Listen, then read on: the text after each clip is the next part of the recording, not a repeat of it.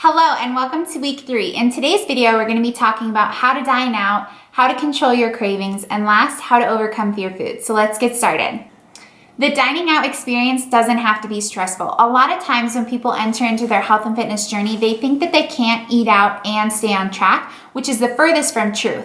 The only thing is you need to have tools and resources to help you navigate through this situation, and this is what we're here to do today. There are 2 different ways that you can prepare for eating out and staying on track. The first way is if you know what restaurant you're going to, plan ahead the day before. So before you have started eating anything for that day, you have already planned ahead what meal you're going to have for that evening or lunch or whatever time of day it is. So then you can take that meal and plan the rest of your macros around that meal. So this is how you would do it. If you know what restaurant you're going to, let's say Macaroni Grill, you would Google Macaroni Grill nutritional information, and on their website, they're required to put all of the menu and the breakdown for protein, carbs, and fats for each plate. From there, you can then take what you want to eat and then subtract it from your daily allotted macros, and then plan the rest of your day according.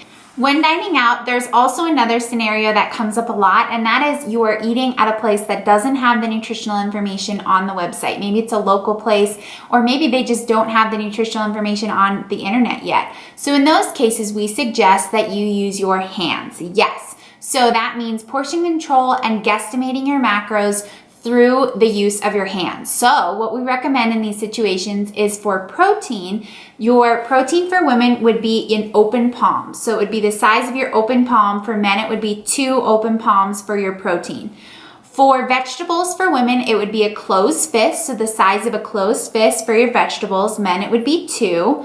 For women, we suggest for starchy carbs, so for rice or sweet potatoes, it would be a cupped hand. So 1 cupped hand, and for men, 2 cupped hands. And last but not least, your fat, we suggest doing the length of your thumb. So 1 thumb for women, 2 thumb for men. This is a method that will help you in these situations. And one thing that we always talk about here at Ledbetter is consistency over perfection. Remember that you are in this health and fitness journey for the long haul. So one night of guesstimating your macros is not going to hinder your progress overall. Remember, time with your friends and family is so valuable and so precious. And so instead of making the focus on food, making it with spending time with friends and family, knowing that you still have the tools and resources to eat according to your goals. The last thing that I wanted to address was something that comes up a lot, and it tends to paralyze people almost to the point where they won't accept the invitation to go out to eat. And that is the unexpected invitation from friends, family, or coworkers when you've already eaten the majority of your macros for the day.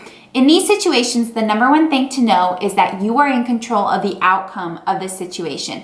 So when you have the tools and resources to be able to go into this and navigate your way through this experience, it won't leave you feeling guilty or unsure or not even accepting the invitation at all. So in these scenarios, what we recommend is looking at the remainder of your macros. So whether that's 1 or 2 meals left, figure out what the remainder of your macros in protein, carbs, and fats are. The next thing is doing exactly what I just talked about, which is looking at the nutritional information on the website, or in the cases that there is no nutritional information on the website, using your hand as a guide and figuring out what meals you can fit in the remainder of these macros.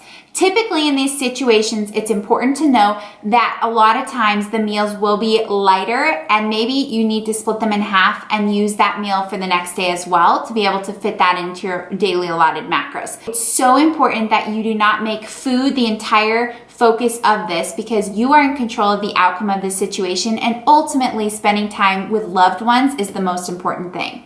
Dining out doesn't have to be stressful. If you have the tools and the knowledge, you can go into this experience feeling empowered and motivated, knowing that you can still have a social life and reach your health and fitness goals, and that's what we're here for. Next thing we're going to be talking about is how to control your cravings. We put together a list of 3 things over the last years working with our teammates that we've seen help people control their cravings on a day-to-day basis.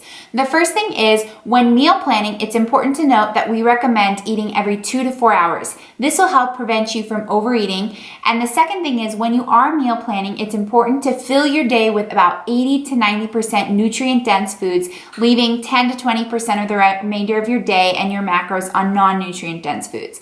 This will help you feel fuller longer and also give your body the vitamins and minerals to perform at its best. The third thing is understanding your hunger cues. And this is something that's going to take time, but I really recommend that you look at our bonus PDF because we put together the ultimate guide to food substitutions as well as a guide to hydration for your body. So look at these bonus PDFs. I know that they're going to help you out. Basically, the way that we've laid it out is if you are craving like a salty food, we give you some other foods that are rich in that vitamin and minerals that will help your body to think that you are satisfying that craving in a healthier way, which will also help you to stay within your daily allotted macros, because oftentimes it's our cravings that lead us to go above and beyond our daily allotted macros. So I encourage you to look at that bonus PDF. I know it's going to help you out. It has helped me out, and it has helped hundreds of other teammates out in this specific area of controlling your cravings. The third thing that we want to talk about today is overcoming fear foods. Overcoming fear foods is something that a lot of people struggle with in their health and fitness journey long term, and it is something that is so important to face head on, because if you don't address these fear foods later on down the road, whether it be months or years, these foods still will create a fear inside of you, which will lead you to have this good and bad food mentality, which we want you to erase.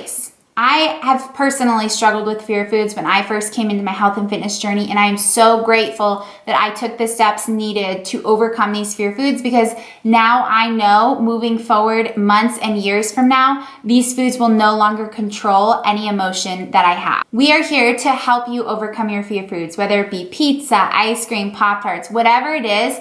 We have created something that will really help you to overcome these fear foods for life. When overcoming fear foods, we suggest that you tackle one fear food every 3 to 4 weeks. This means that you take one food that you are scared of or have a fear of or a bad connotation with and learn to fit it into your macros. So figure out what the macros are and then the serving size, and then learn to fit it into your macros over the course of the next 3 to 4 weeks. That doesn't mean it has to be every day, but try to fit it into your macros at least 1 to 2 times per week for the next 3 to 4 weeks to fully overcome that fear food. We have personally used this method with hundreds of teammates, and it has been proven to be effective. This will not only help you overcome the fear food, but it will help you learn how to fit foods into your daily allotted macros in moderation. Check out our guide to overcoming fear foods in this week's bonus PDF, and I also want to encourage you to share your fear foods in the Facebook community group for more accountability and support. I can guarantee that there are other men and women in this group who have also had that fear food and have been able to overcome it using these methods. We hope that this week's e-lesson has helped you feel empowered and motivated to dine out and still reach your health and fitness goals, also give you some tips and tricks on how to control your cravings and overcome fear foods. We look forward to seeing you in the community Facebook group, and I will see you guys next week on our topic of how to measure your progress effectively. Bye.